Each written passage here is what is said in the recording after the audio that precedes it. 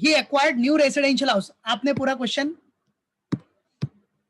देखो, आपका क्वेश्चन क्या था, आपने इधर देखा कि जयेश कार्निक है, उसने रेसिडेंशियल प्रॉपर्टी कभी खरीदा था, 1 मार्च 1992 को 2 लाख का, ठीक है, और बेचा कभी, प्रीवियस ईयर मतलब 1920 में। तो कॉमन सी बात है ना बेटा, प्रीवियस ईयर में बेचेगा और खरीदा 1 मार्च 1992, तो बहुत डिफरेंस है। तो ये लॉन्ग टर्म कैपिटल एसेट है। और कॉस्ट ऑफ इंप्रूवमेंट भी दिया है आपको। कॉस्ट ऑफ इंप्रूवमेंट 1994-95 का इग्नोर होगा, पता है ना, थियरी में पढ़ा है ना मैंने। कॉस्ट ऑफ इंप्रूवमेंट 2001-2 के पहले का जो भी कॉस्ट ऑफ इंप्रूवमेंट होगा वो इग्नोर करना है। तो ये भी, ये जो 1994-95 का कॉस्ट ऑफ इंप्रूवमेंट है वो इग्नोर होगा, बाकी सब अपना कंसिडर हो जाएगा बेटा।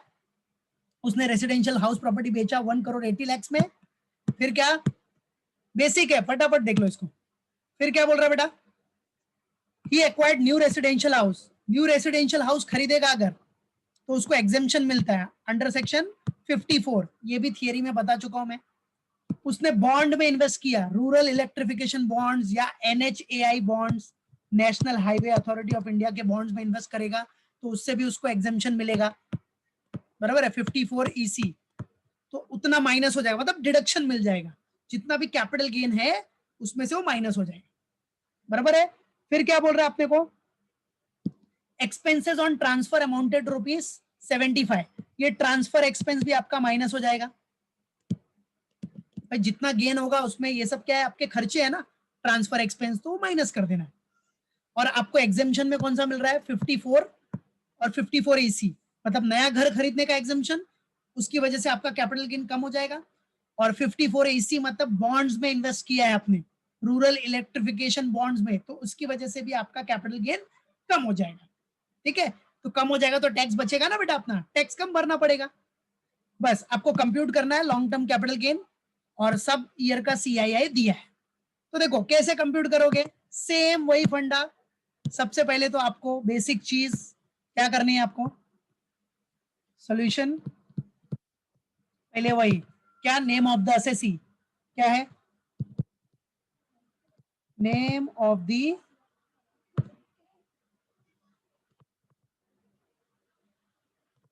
असेसी का नाम क्या बेटा, यस, मिस्टर जयेश कार्निक, ठीक है, मिस्टर जयेश कार्निक असेसी है। स्टेटस क्या है उसका, इंडिविजुअल, स्टेटस है इंडिविजुअल।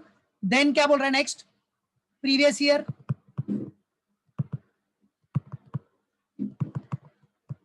प्रीवियस ईयर क्या बेटा आपका 1920, और असेसमेंट ईयर क्या है,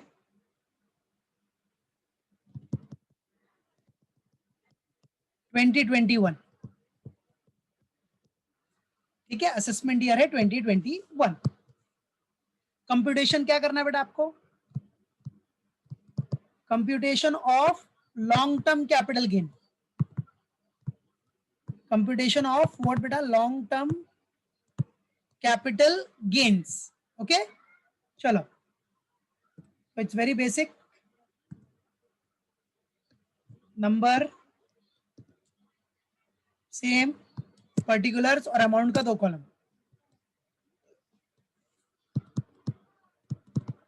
इट्स वेरी सिंपल, सिर्फ थियरी पे ध्यान दो, थियरी बहुत इंपॉर्टेंट है इसकी। चलो, तो सबसे पहले क्या आता है बेटा, full value of sale consideration, मतलब जिसको आप ग्रॉस कंसिडरेशन भी बोलते हो, full value of sale consideration. चलो, कितने में बेचा आपने घर, 1 करोड़ 80 लाख में, ठीक है, आपने हाउस सेल किया 1 करोड़ 80 लाख में। चलो, अब ये लॉन्ग टर्म है बेटा, ये लॉन्ग टर्म कैपिटल एसेट है, तो आपको क्या लेना पड़ेगा, सबसे पहले index cost, index cost of acquisition minus करना है। चलो, अब इंडेक्स कॉस्ट ऑफ एक्विजिशन के लिए सब बताया मैंने, फॉर्मूला क्या यूज होगा।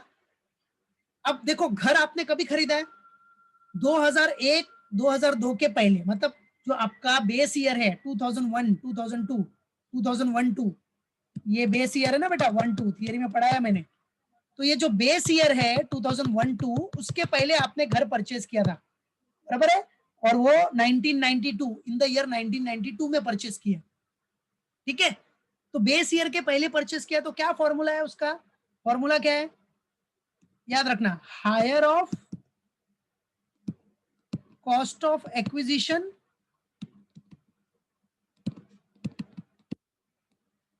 Higher of cost of acquisition और एफएमवी, एफएमवी मतलब फेयर मार्केट वैल्यू, एफएमवी मतलब क्या बेटा, फेयर मार्केट वैल्यू, और वो फेयर मार्केट वैल्यू कभी लेते हो आप, बेस ईयर, बेस ईयर मतलब 2001-2 का, इनटू 289 तो फिक्स है आपका प्रीवियस ईयर का जो कॉस्ट इन्फ्लेशन इंडेक्स है 289 अपॉन 100, 100 मतलब बेस ईयर का कॉस्ट इन्फ्लेशन इंडेक्स। तो देखो higher of cost of acquisition और एफएमवी, तो ध्यान देना इधर, देखो आपने वो प्रॉपर्टी खरीदी कभी थी 1 मार्च 1992 को, और उसका एक्विजिशन कॉस्ट था 2 लाख रुपीस, राइट। लेकिन 2001-2 के पहले खरीदा है ना आपने, 2002, देखो 2001-2 मतलब बेस ईयर, बेस ईयर के पहले खरीदा है, बेस ईयर के पहले खरीदा है बेटा आपने, ठीक है। तो बेस ईयर के पहले खरीदा है तो क्या होगा, फेयर मार्केट वैल्यू भी देखना पड़ेगा अपने को। बेस ईयर का फेयर मार्केट वैल्यू क्या है, 2001-2 का फेयर मार्केट वैल्यू है 2,40,000। अब ये दोनों में से बड़ा कौन सा है, हायर, वही आपको लेना है, वही आपका कॉस्ट है, राइट। तो चलो हायर क्या हो जाएगा, 2,40,000, हाउ मच, 2,40,000, सब थियरी में बताया मैंने। तो हायर हो गया 2,40,000 इंटू 289 डिवाइड बाय 100, चलो कितना आ जाएगा, कैलकुलेट करो, कॉस्ट कितना आ रहा है, 2,40,000 इंटू 289 डिवाइड बाय 100 किया तो कितना आ गया, how much, 6,93,000, okay 6,93,600, very good. चलो अब क्या माइनस करना है आपको, now you have to deduct index cost of improvement, index cost of improvement minus करना है। चलो अब इंडेक्स कॉस्ट ऑफ इंप्रूवमेंट में तो एकदम नॉर्मल फॉर्मूला है, इसका फॉर्मूला क्या है, सीधा कॉस्ट ऑफ इंप्रूवमेंट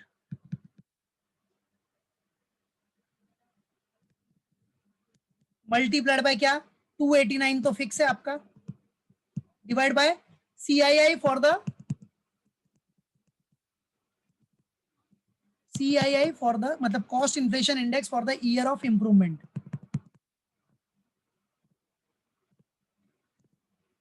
सिर्फ एक चीज याद रखना, 2001-2 के पहले का जो भी इंप्रूवमेंट का कॉस्ट रहेगा वो इग्नोर करना है, वो नहीं लेना है आपको, ठीक है। तो आ जाओ क्वेश्चन में देखो, तो बेटा अब यहां क्या करोगे आप, ये जो है 1994-5 का जो इंप्रूवमेंट है वो आपको इग्नोर करना है, ये नहीं लेना है, बाकी ये तीनों आपको कंसिडरेशन में लेना है, 6-7 का, 15-16 का और 16-17 का। तो चलो आ जाओ, कैसे दिखाओगे आप, तो सबसे पहले फॉर्मूला तो हमने लिख दिया है, तो चलो सबसे पहले किसका, पहला कौन सा ईयर है, 6-7, 2006-7 का फॉर्मूला यूज कर लो, उसका कॉस्ट ऑफ इंप्रूवमेंट कितना था 2006-7 का, 1,20,000 इंटू 289, और वो कौन से ईयर में है, 6-7, तो 6-7 का कॉस्ट इन्फ्लेशन इंडेक्स क्वेश्चन में दिया है, कितना है 122। चलो कैलसी लो, कैलकुलेट करो कितना आ रहा है इधर, कैलकुलेट किया तो 2,84,262, चेक करना, कैलकुलेशन चेक कर लेना एक बार। चलो नेक्स्ट अपना कौन सा ईयर है, 6-7 के बाद 15-16, 2015-16,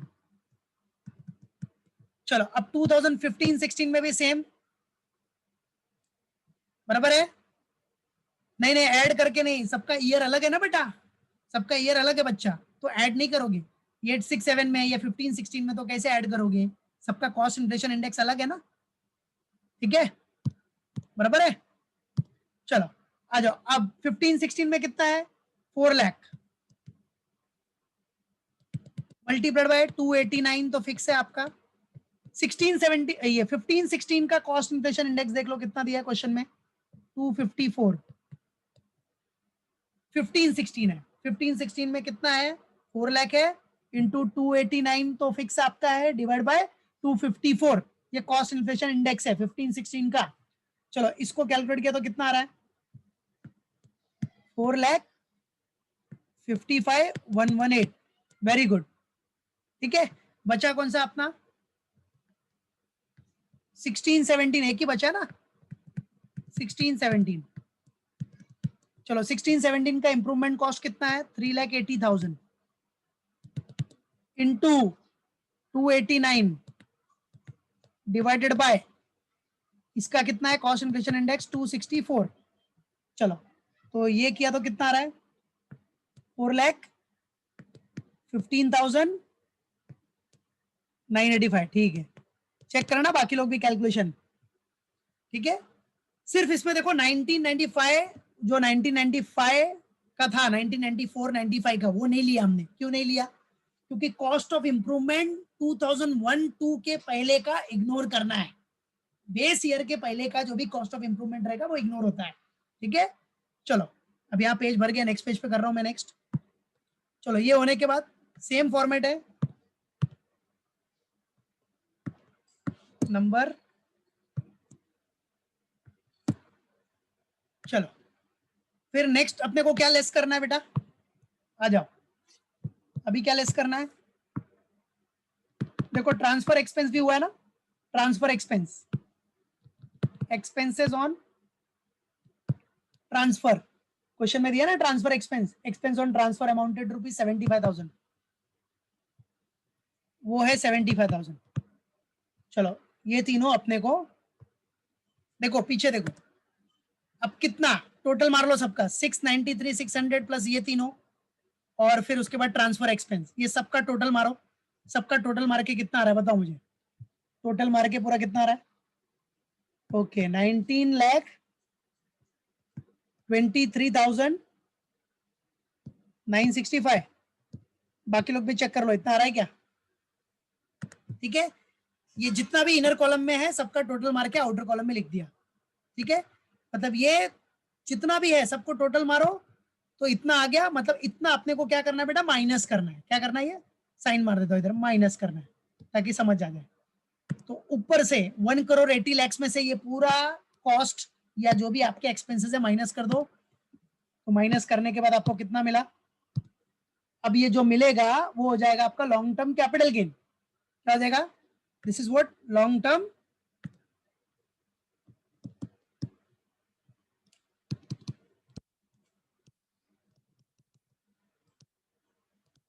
लॉन्ग टर्म कैपिटल गेन कितना आ गया, yes very good, 1,60,76,035। Very nice, 1,60,76,035। शाबाश शाबाश, वेरी गुड। ठीक है, चलो अब उसके बाद बेटा एग्जेम्पशन भी है ना अपने को, क्या बेटा अभी एग्जेम्पशन, आ जाओ लेस एग्जेम्पशन।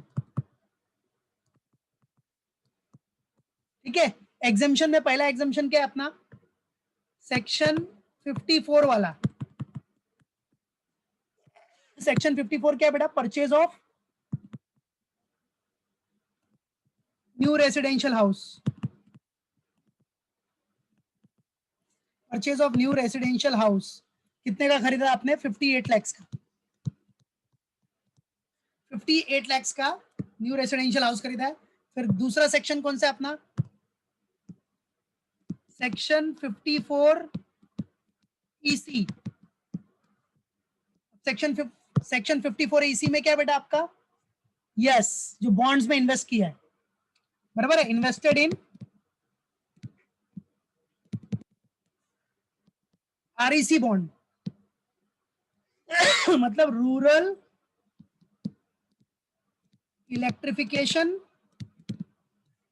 बॉन्ड्स, राइट है, रूरल इलेक्ट्रिफिकेशन बॉन्ड्स में आपने इन्वेस्ट किया, दिया ना क्वेश्चन में, रूरल इलेक्ट्रिफिकेशन कॉर्पोरेशन बॉन्ड्स, ये मतलब कॉर्पोरेशन इधर है बीच में,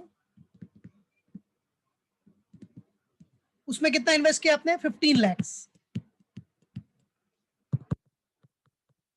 कितना इन्वेस्ट किया बेटा 15 लाख। चलो मतलब आपको जब इस इनकम में से इतना एग्जम्पशन मिल जाएगा तो उतना तो आपका टेंशन दूर हो गया ना, उतना टैक्स बच जाएगा। तो कितना 58 लाख प्लस 15 लाख 73 लाख का आपको इस कैपिटल गेन से एग्जम्पशन मिल जाएगा। ठीक है, तो चलो तो 1,60,76,035 में से इतना माइनस कर दो तो कितना आ जाएगा अपना, बताओ 87,76,035। बस यही हो जाएगा आपका नेट टैक्सेबल, क्या बोलेंगे इसको, net taxable long term capital gain, exemption के बाद वाला capital gain. That's it, finish. ठीक है, ऐसे ही आपको कैलकुलेट करना है। तो एग्जेम्पशन मिल गया आपको, दोनों एग्जेम्पशन पढ़ा है मैंने थियरी में, तो पूरा